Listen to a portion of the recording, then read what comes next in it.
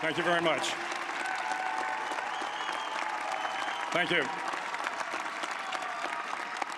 Well, thank you, President Powers, Provost Fenves, deans, members of the faculty, family and friends, and most importantly, the class of 2014. It is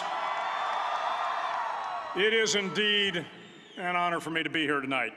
It's been almost 37 years to the day that I graduated from UT. I remember a lot of things about that day. I remember I had a throbbing headache from a party the night before.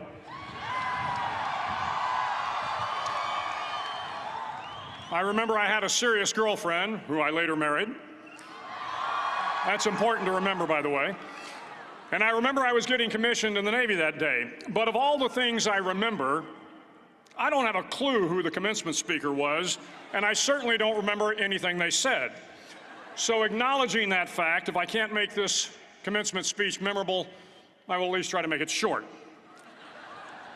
So the university's slogan is, what starts here changes the world. Well, I've got to admit, I kind of like it. What starts here changes the world. Tonight, there are almost 8,000 students, or there are more than 8,000 students graduated from UT. So that great paragon of analytical rigor, Ask.com, says that the average American will meet 10,000 people in their lifetime. 10,000 people, that's a lot of folks. But if every one of you changed the lives of just 10 people, and each one of those people changed the lives of another 10 people, and another 10, then in 5 generations, 125 years, the class of 2014 will have changed the lives of 800 million people. 800 million people. Think about it. Over twice the population of the United States. Go one more generation, and you can change the entire population of the world, 8 billion people. If you think it's hard to change the lives of 10 people, change their lives forever, you're wrong. I saw it happen every day in Iraq and Afghanistan.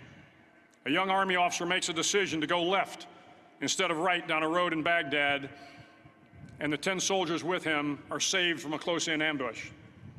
In Kandahar province, Afghanistan, a non-commissioned officer from the female engagement team senses that something isn't right and directs the infantry platoon away from a 500-pound IED, saving the lives of a dozen soldiers.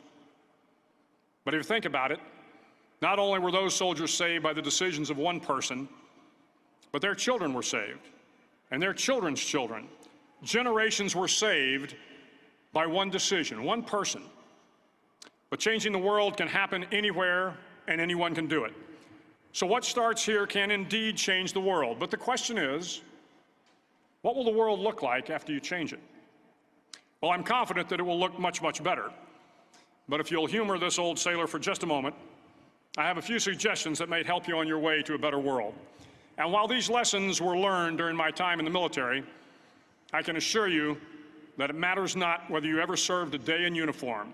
It matters not your gender, your ethnic or religious background, your orientation, or your social status. Our struggles in this world are similar, and the lessons to overcome those struggles and to move forward, changing ourselves and changing the world around us, will apply equally to all. I've been a Navy SEAL for 36 years, but it all began when I left UT for basic SEAL training in Coronado, California. Basic SEAL training is 6 months of long, torturous runs in the soft sand, midnight swims in the cold water off San Diego, obstacle courses, unending calisthenics, days without sleep, and always being cold, wet, and miserable. It is 6 months of being constantly harassed by professionally trained warriors who seek to find the weak of mind and body and eliminate them from ever becoming a Navy SEAL. But the training also seeks to find those students who can lead in an environment of constant stress, chaos, failure, and hardships. To me, basic SEAL training was a lifetime of challenges crammed into 6 months. So here are the 10 lessons I learned from basic SEAL training that hopefully will be of value to you as you move forward in life. Every morning in SEAL training, my instructors, who at the time were all Vietnam veterans, would show up in my barracks room, and the first thing they'd do was inspect my bed. If you did it right, the corners would be square, the covers would be pulled tight, the pillow centered just under the headboard, and the extra blanket folded neatly at the foot of the rack.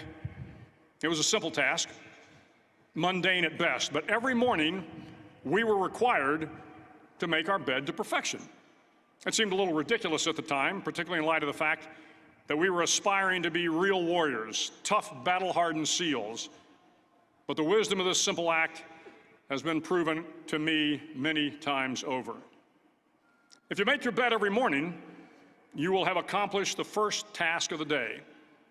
It will give you a small sense of pride, and it will encourage you to do another task, and another, and another. And by the end of the day, that one task completed will have turned into many tasks completed. Making your bed will also reinforce the fact that the little things in life matter. If you can't do the little things right, you'll never be able to do the big things right. And if by chance you have a miserable day, you will come home to a bed that is made, that you made. And a made bed gives you encouragement that tomorrow will be better. So if you want to change the world, start off by making your bed. During SEAL training, the students are all broken down into boat crews. Each crew is 7 students, 3 on each side of a small rubber boat, and 1 coxswain to help guide the dinghy. Every day, your boat crew forms up on the beach and is instructed to get through the surf zone and paddle several miles down the coast. In the winter, the surf off San Diego can get to be 8 to 10 feet high, and it is exceedingly difficult to paddle through the plunging surf unless everyone digs in. Every paddle must be synchronized to the stroke count of the coxswain. Everyone must exert equal effort, or the boat will turn against the wave and be unceremoniously dumped back on the beach. For the boat to make it to its destination, everyone must paddle. You can't change the world alone. You will need some help. And to truly get from your starting point to your destination takes friends, colleagues, the goodwill of strangers, and a strong coxswain to guide you. If you want to change the world, find someone to help you paddle. Over a few weeks of difficult training, my SEAL class, which started with 150 men, was down to just 42. There were now 6 boat crews of 7 men each. I was in the boat with the tall guys, but the best boat crew we had was made up of the little guys, the Munchkin crew, we called them. No one was over 5'5". The Munchkin boat crew had 1 American Indian, 1 African American, 1 Polish American, 1 Greek American, 1 Italian American, and 2 tough kids from the Midwest. They out-paddled, outran, and outswam all the other boat crews. The big men in the other boat crews would always make good-natured fun of the tiny little flippers the Munchkins put on their tiny little feet prior to every swim. But somehow these little guys from every corner of the nation and the world always had the last laugh, swimming faster than everyone and reaching the shore long before the rest of us. SEAL training was a great equalizer. Nothing mattered but your will to succeed, not your color, not your ethnic background, not your education, not your social status. If you want to change the world, measure a person by the size of their heart, not by the size of their flippers. Several times a week, the instructors would line up the class and do a uniform inspection. It was exceptionally thorough. Your hat had to be perfectly starched, your uniform immaculately pressed, your belt buckle shiny and void of any smudges. But it seemed that no matter how much effort you put into starching your hat or pressing your uniform or polishing your belt buckle, it just wasn't good enough. The instructors would find something wrong. For failing the uniform inspection, the student had to run, fully clothed, into the surf zone, then wet from head to toe, roll around on the beach until every part of your body was covered with sand. The effect was known as a sugar cookie. You stayed in the uniform the rest of the day, cold, wet, and sandy. There were many a student who just couldn't accept the fact that all their efforts were in vain, that no matter how hard they tried to get the uniform right, it went unappreciated. Those students didn't make it through training. Those students didn't understand the purpose of the drill. You were never going to succeed. You were never going to have a perfect uniform. The instructors weren't going to allow it. Sometimes, no matter how well you prepare or how well you perform, you still end up as a sugar cookie. It's just the way life is sometimes. If you want to change the world, get over being a sugar cookie and keep moving forward. Every day during training, you were challenged with multiple physical events: long runs, long swims, obstacle courses, hours of calisthenics, something designed to test your mettle. Every event had standards, times you had to meet. If you failed to meet those times, those standards, your name was posted on a list, and at the end of the day, those on the list were invited to a circus. A circus was 2 hours of additional calisthenics, designed to wear you down, to break your spirit, to force you to quit. No one wanted a circus. A circus meant that for that day, you didn't measure up. A circus meant more fatigue, and more fatigue meant that the following day would be more difficult, and more circuses were likely. But at some time during SEAL training, everyone made the circus list. But an interesting thing happened to those who were constantly on the list. Over time, those students who did 2 hours of extra calisthenics got stronger and stronger. The pain of the circuses built inner strength and physical resiliency. Life is filled with circuses. You will fail. You will likely fail often. It will be painful. It will be discouraging. At times, it will test you to your very core. But if you want to change the world, don't be afraid of the circuses. At least twice a week, the trainees were required to run the obstacle course. The obstacle course contained 25 obstacles, including a 10-foot wall, a 30-foot cargo net, a barbed wire crawl, to name a few. But the most challenging obstacle was the slide for life. It had a 3-level, 30-foot tower at one end and a 1-level tower at the other. In between was a 200-foot-long rope. You had to climb the 3-tiered tower, and once at the top, you grabbed the rope, swung underneath the rope, and pulled yourself hand over hand until you got to the other end. The record for the obstacle course had stood for years when my class began in 1977. The record seemed unbeatable until one day a student decided to go down the slide for life head first. Instead of swinging his body underneath the rope and inching his way down, he bravely mounted the top of the rope and thrust himself forward. It was a dangerous move, seemingly foolish and fraught with risk. Failure could mean injury and being dropped from the course. Without hesitation, the student slid down the rope perilously fast. Instead of several minutes, it only took him half that time. And by the end of the course, he had broken the record. If you want to change the world, sometimes you have to slide down the obstacles head first. During the land warfare phase of training, the students are flown out to San Clemente Island, which lies off the coast of San Diego. The waters off San Clemente are a breeding ground for the great white sharks. To pass SEAL training, there are a series of long swims that must be completed. One is the night swim. Before the swim, the instructors joyfully brief the students on all the species of sharks that inhabit the waters off San Clemente. They assure you, however, that no student has ever been eaten by a shark, at least not that they can remember. But you are also taught that if a shark begins to circle your position, stand your ground. Do not swim away. Do not act afraid. And if the shark, hungry for a midnight snack, darts towards you, then summons up all your strength and punch him in the snout, and he will turn and swim away. There are a lot of sharks in the world. If you hope to complete the swim, you will have to deal with them. So if you want to change the world, don't back down from the sharks.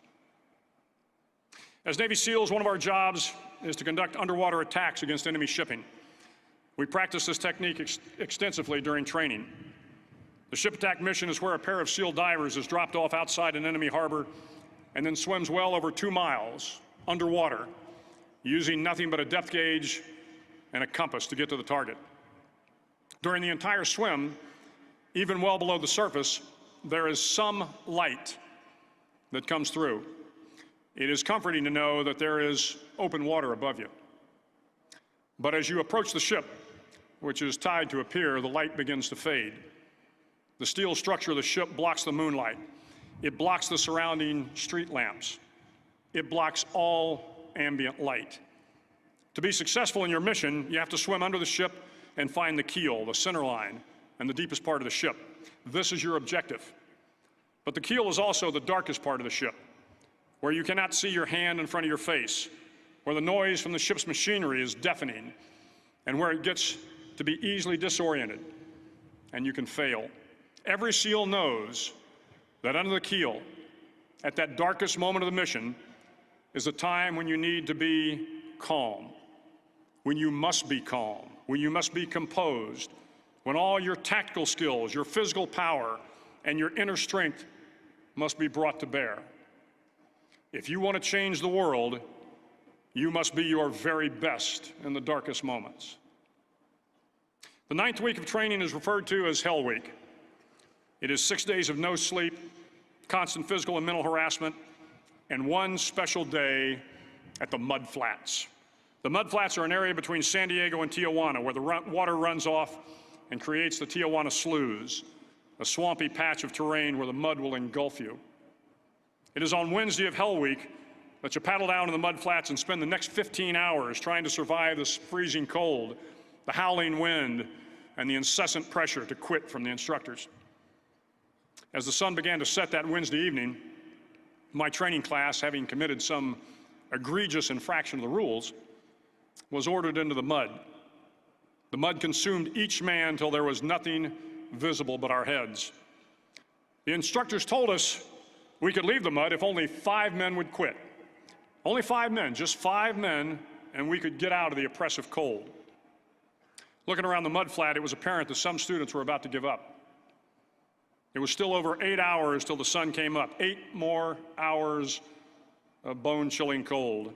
The chattering teeth and the shivering moans of the trainees were so loud, it was hard to hear anything.